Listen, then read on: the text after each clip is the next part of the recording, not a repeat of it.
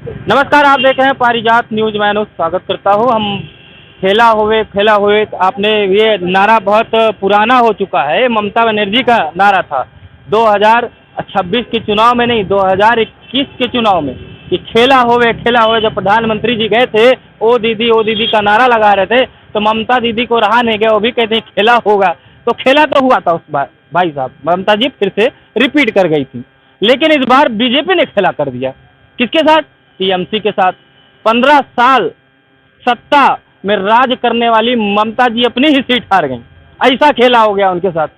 अब बीजेपी जो है, जो पिछली बार ममता जी सीट पाई थी, वो बीजेपी पा गई। जो बीजेपी पाई थी, मतलब दोनों लोगों ने लगता था खेला हुए करते करते एक दूसरे से सीटें परिवर्तन कर लिया है ना राज साहब, कि तुम जो पहले थे वो आज हम हो जाते हैं, और जो तो हम थे वो तुम हो जाते हो। लेकिन ऐसा खेला हुआ कि टीएमसी गायब हो गई और बीजेपी इतने बहुमत से, और कांग्रेस भी 2 सीट पा गई, खाता खोली, लेफ्ट तो गायब ही हो गई। क्या कहेंगे? देखिए, ममता बनर्जी का मामला नहीं, भाजपा जो है लाहौर में चुनाव लड़ रही थी। अच्छा, पाकिस्तान पहुंच गई थी। एकदम पूरे पश्चिमी बंगाल को ले जाकर के लाहौर के परिक्षेत्र में बसाया, और जिसमें इसने 2.5 लाख के लगभग समथिंग सेना, 250 के लगभग आईएएस और आईपीएस पूरे देश से जो भाजपा माइंडेड है उनको लगाया, निर्वाचन आयोग को लगाया, ईडी को लगाया, सीबीआई को लगाया, पीएमओ को उतार दिया, रक्षा मंत्रालय को उतार दिया, फिर गृह मंत्रालय को उतार दिया। ये भाजपा की जीत नहीं है साहब, ये तो बकवास लोग करते हैं। ये सिस्टम की जीत है, ये निर्वाचन की जीत है, ये गोदी मीडिया की जीत है, जो निरंतर सुबह से शाम तक भारत के विधा पे खेलते हैं। महाराज, लेकिन केरल में भी तो जीते ना, आप तो जीते, तो क्या वहां भी सिस्टम के साथ? बिल्कुल, आपका सही सवाल है। हाँ। कि देखिए, माली हमेशा अपने बगीचा को, अपने गुलिस्ता को हमेशा वो हरा भरा देखना चाहता है। वो माली लकड़हारा नहीं हो सकता। लकड़हारा फिर माली का रोल नहीं अदा कर सकता। दोनों का स्वभाव एक दूसरे के विपरीत है, कि एक जो है बगीचा को सजाता है और दूसरा बगीचा को काटता है। यहां 2 विचारधारा खड़ी है।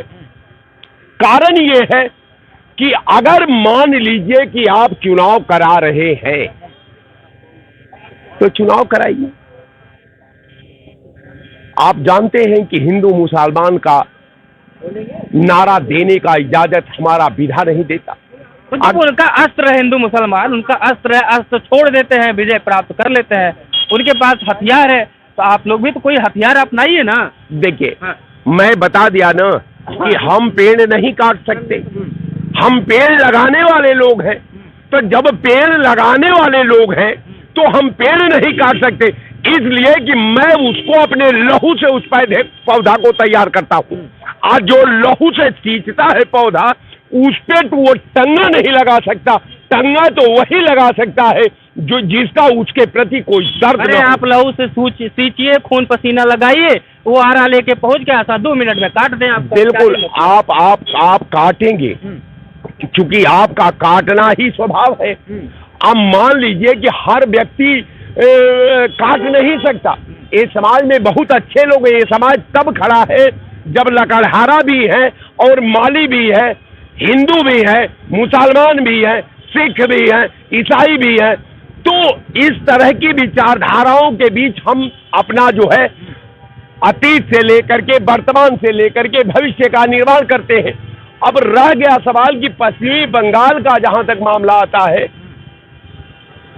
इसमें तमाम बातें। कारण ये है कि लोकतंत्र का हरण असुर जब देवताओं पर हावी होते थे, जब देवताओं को अपने प्रभाव में लेते थे, तो इतना धमाकेदार देवताओं के अतीत पर हमला करते थे कि देवता यानी इंद्रदेव जैसा राजा को भी अपनी गद्दी छोड़ करके भाग जाना पड़ता था, भगवान को अवतार लेना पड़ता। अब बार बार महादेव को सामने आना पड़ता था। अब कारण ये है कि अब इस बार महादेव कौन है इस कलयुग में? बीजेपी के अपोजिट में महादेव कौन है जो इनको चक्र चला के त्रिशूल चला के मारेगा? ये महाभारत की रचना का पश्चिमी बंगाल दहलीज है।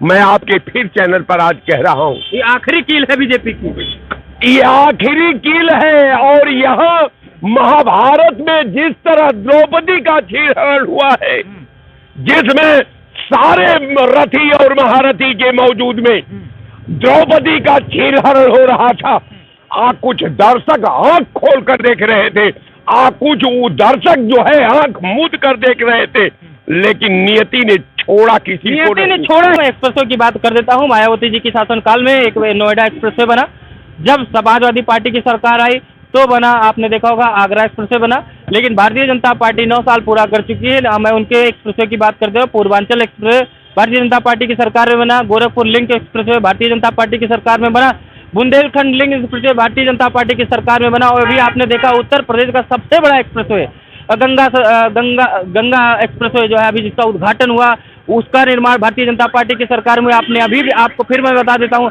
आपने मेरठ टू दिल्ली का आपने देखा होगा जो एक्सप्रेसवे बना, वो भारतीय जनता पार्टी की सरकार में बना। आपको फिर बता देता हूँ कि आपने लखनऊ से लेकर कानपुर तक का जो एक्सप्रेसवे बन रहा है ये भारतीय जनता पार्टी की सरकार में बन रहा है। ऐसे तमाम एक्सप्रेसवे जो मेरठ से चलकर सिलीगुड़ी तक बनने जा रहा है वो भी भारतीय जनता पार्टी की सरकार में, जो मैं उत्तर प्रदेश के दायरे में बता रहा हूँ, वो बना।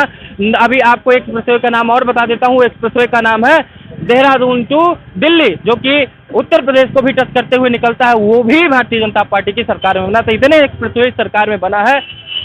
बाकी आप जनता समझदार हैं कि किस सरकार ने विकास किया, कमेंट बॉक्स में बताइएगा। नमस्कार।